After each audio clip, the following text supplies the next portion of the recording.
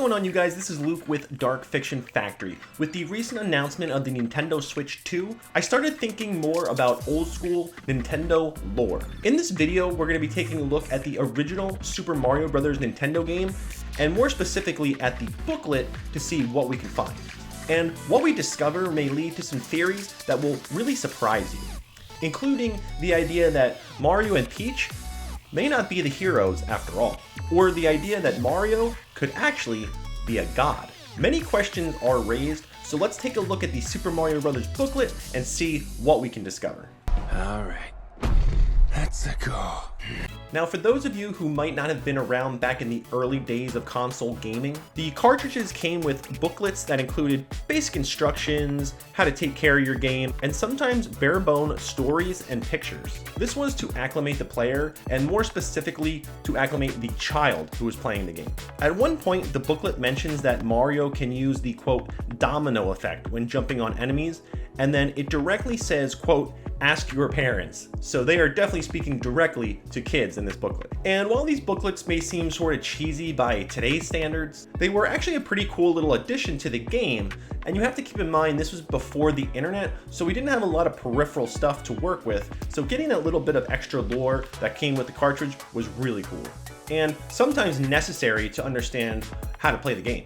So looking at the beginning of the booklet, we find the object of the game / game description.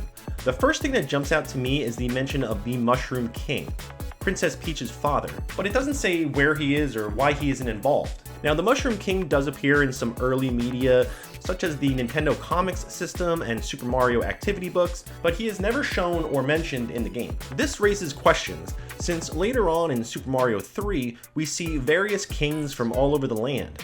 And even then, there is still no mention of the Mushroom King. Perhaps he is simply too old to be part of the adventure or to fight back against the Koopas.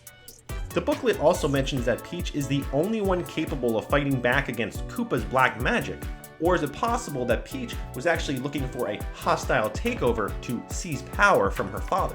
This entire thing could be a complex plot between Peach and the Koopas to overthrow the Mushroom King, or a complex plot between Mario, Koopa, and Peach. After all, this is the first time this happens, but we all know this kidnapping plot happens again and again through decades.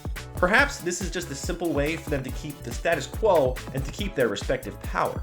Or what if the Mushroom King sees Peach, his growing teenage daughter, as a looming threat to his own power? Perhaps the Mushroom King is actually in cahoots with Bowser this whole time.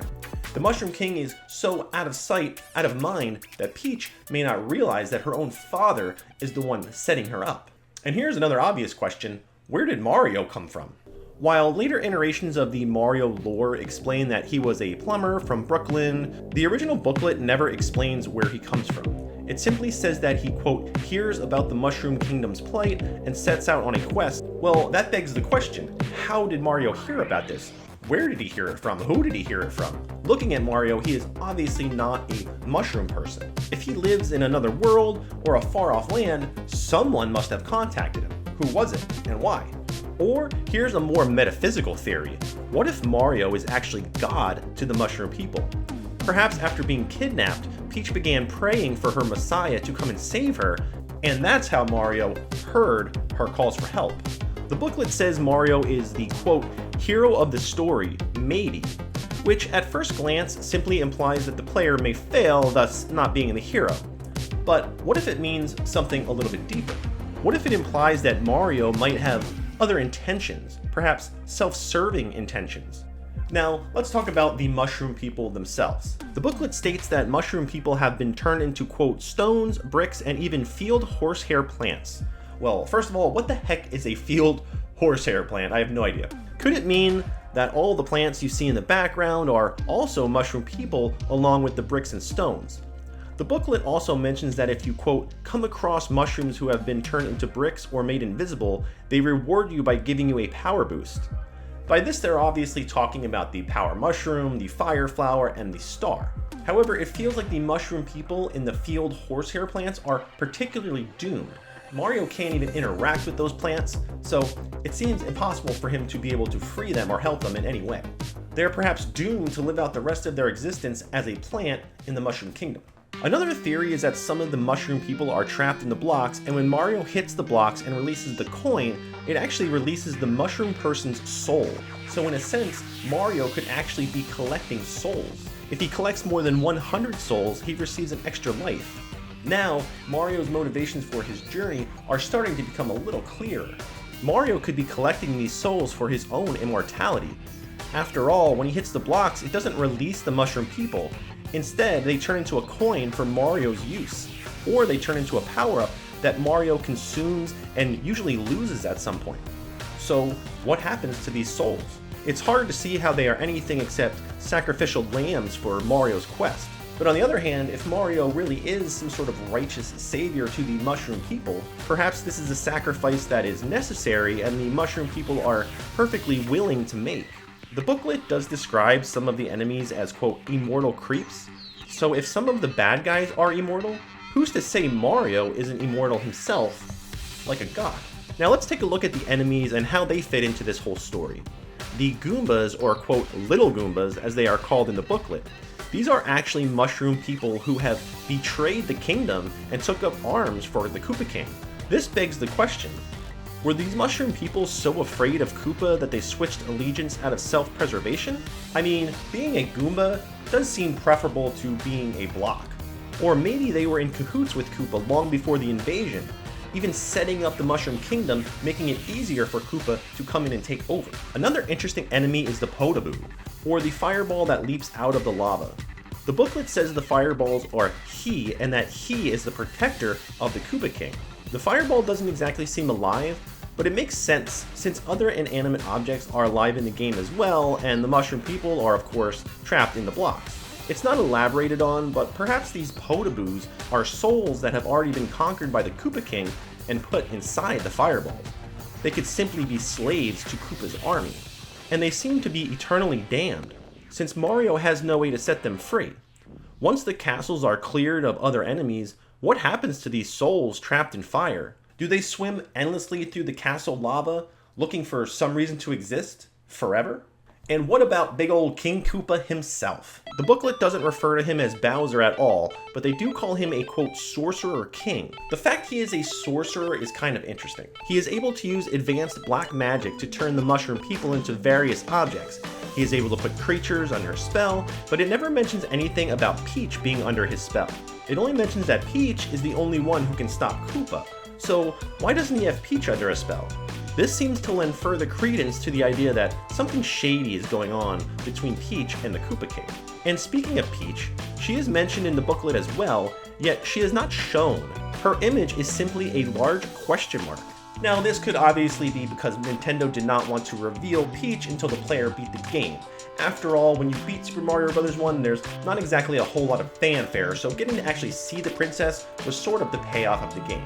However, what if this is a subtle hint that Peach may not be as she seems? This question mark looms over the entire story, begging the question of Peach's true intentions.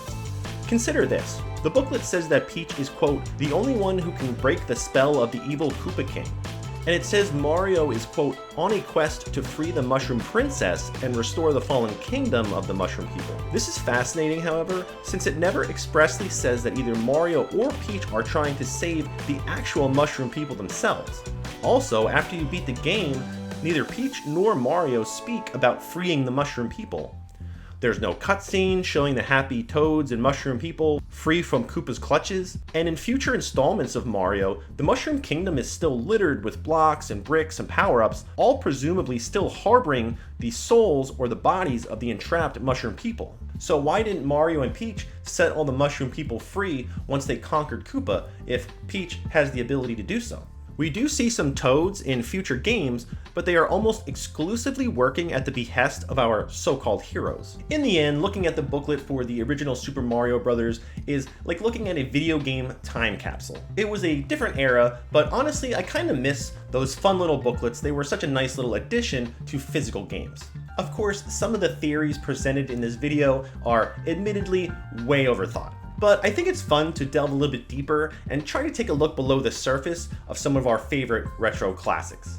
And while Nintendo probably wanted to keep things pretty basic so that the kids reading the booklets could understand, it is possible that some of the people who were creating this game and creating these booklets back in the day wanted to sneak in some subtle little lore, some subtle little hints that things might not be quite as they seem. But what do you think? Are Mario and Peach truly the heroes of the story, or is there something a little bit more going on? What role does the Mushroom King play, and why is he so suspiciously absent from the entire game? Could Mario really be a god that has come to save the Mushroom people, and Peach in particular? And of course, the big question everybody always has, how does Peach manage to get herself kidnapped time and time again? And are there any other retro games or booklets that you think would be interesting to take a deep dive into? Anyway, that's going to do it for this video, guys. Thank you so much for watching. Leave your comments below, and let's discuss it. If you enjoyed this video, feel free to like and subscribe. For more content, check out darkfictionfactory.com and more here on our Dark Fiction Factory YouTube. Until next time, stay peachy and take care.